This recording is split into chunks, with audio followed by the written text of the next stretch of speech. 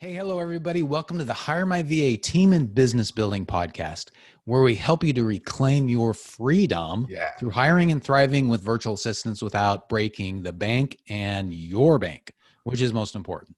So I'm Dave Braun. I'm here with my partner and co-host friend, crazy dude, former Green Beret. And what else can I say? Amazing businessman, Larry Broughton. Hey, Dave. How are you? Fantastic. Good. Looking forward to getting into another topic. Oh, man, I like this topic today. All right. So today's topic, without further ado, where did that come from? I don't know. Ado. Anyway, I don't know.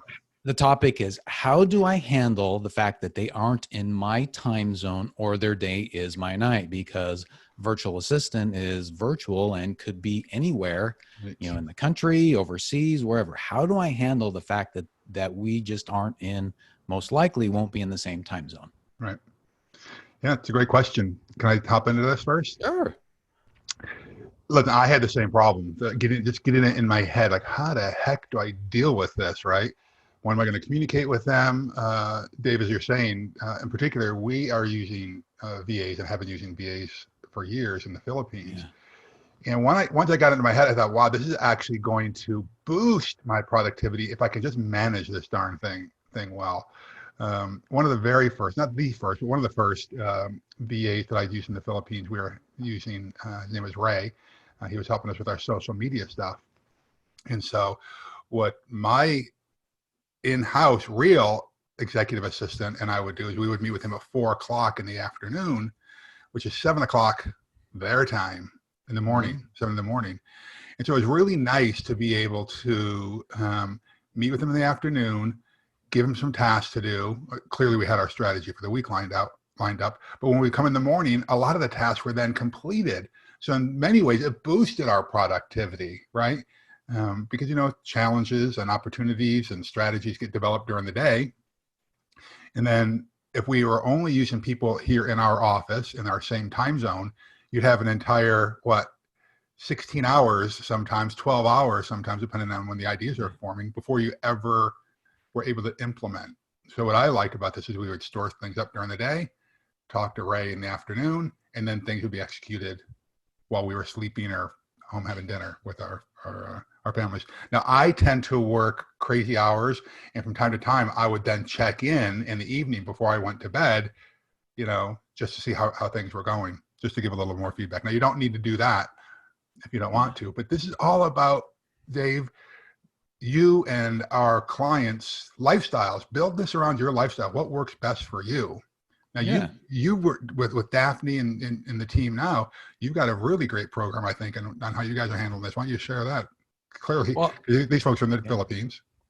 Yeah, and what I have found typically is that you got to have some overlap. I mean, like in the case of, your example, Ray, you had a little bit of overlap. You'd have a couple of hours a day of overlap. Yep. I mean, it's got to be a minimum. And usually that's one of the things we say in our requirements. It's one of the key things you have to say up front is say, what hours of overlap do you want? Give them a potential choice. So a lot of times what I'll do is I'll say, hey, we got to have 4 hours of overlap or 3 hours of overlap. It can be in your morning or your evening, depending upon what you want to do, because we find that people work. I mean, this is just anybody. People work better at different times of the day. For example, me, I love, mornings. I'm more energetic, but then afternoons, I start lagging a little bit. However, like my son, Andrew, he is like a night owl and he likes to work, afternoons.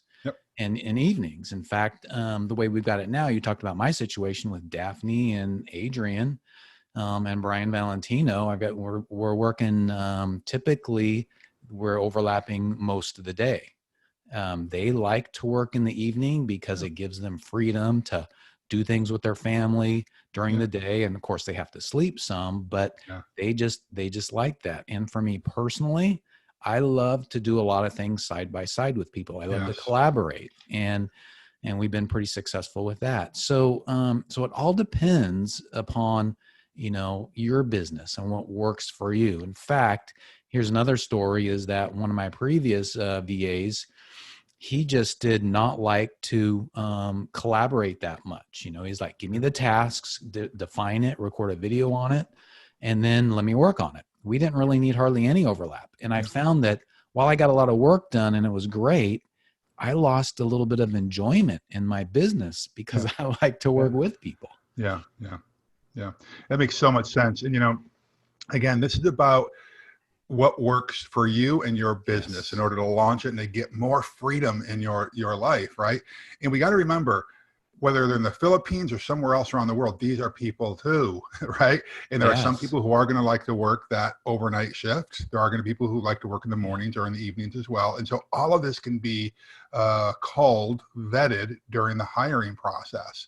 So don't be afraid just because they're in a different time zone. I hope that you got that both with my situation I explained and Dave's situation, is that it can actually increase productivity that they're in a different time zone than you. And with all of the video conferencing and video editing, like Loom, for instance, that you can use, you can communicate in many ways more effectively than somebody who's sitting in the office right next to you, where you're interrupting each other throughout the day by getting up from your chair, walking over to them, and then, interrupting workflow. So I promise you the time zone, if you manage your time effectively, although it will be a little bit different at first, should not be an impediment to your success.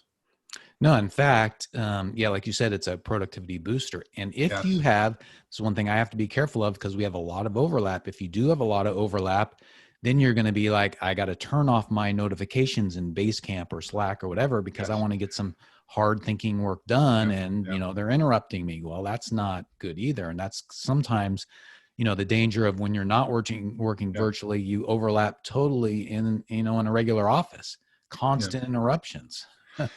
And just to put a fine point on this, many of you probably will get to the point where we have multiple VAs and we have in-house assistants and team members as well. So you could have somebody who does a complete overlap with you, or a partial overlap, or very little overlap. Just remember, just do what works best for you and what works with the strengths of your new team member. This is going to take time to tweak. You're not going to get it right the first time, probably. It might take a couple of times to actually figure out what works best for all of you. But we're going to guide you through this. This is what the community is about. So go to the community if you're having challenges. Let us know, and people will be chiming in and helping you through the process. Yeah, and it helps. We were just talking beforehand, how especially with people in the Philippines, they tend to want to please, right? So a lot of times if you say, well, you've got to work these hours, that may work for them, but they may not. So what I've found is it works best is kind of give them an overlap choice. Yes. Morning or evening, if you can do that, especially if you're hiring your first VA. Now, if you're you've already got a couple of people on your team and you want to make sure there's overlap, well, then you might have to specify it. And then another way that you can do it is you can say, well, you can work whatever hours you want, but we have meetings on Monday, Wednesday, Friday, or whatever from this time, and you got to be on during this time. Otherwise, be whatever time you want. So that's a possibility too. Yeah. And Dave, we had talked about this before, and we will be doing live chats with the community, and we'll have Daphne and Adrian and some of the folks on there. And if you want to ask them directly what's working for them, we're going to take all the mystery out of this for you. Fear not. Stay with us. Absolutely. That's a great point. So to sum up, make sure you do what works best for you, because this is your business, and have your VAs align with that. But keep in mind, they need to work when they are most productive, as well as you, right? Anything else? No, I think that's good. All right. Awesome. Well, thanks for joining us today, folks. Remember, building as a team is the way to reclaim your freedom, the way to do it. We are here to help you. As Larry said, we take the mystery out of it. For right now, there's 3 things that we would love for you to do, and we'd really appreciate it if you do them. Number 1, subscribe to this podcast if you haven't already done so. Number 2, give us a rating, preferably 5-star. We love 5 stars, but give us whatever you want. And then number 3, just go to HireMyVA.com for more info on our course and community. Because remember, even without experience, you'll learn how to prepare for, hire, and thrive with virtual assistants. And Larry and I, as you can tell, we've helped a lot of people. We're working constantly ourselves to fine tune our processes. So come with us on the journey, because we want to help you too. Again, go to HireMyVA. I can't even say that. Go to HireMyVA.com for more information. All right, folks. Have a great day. Go get them. All right. Take care.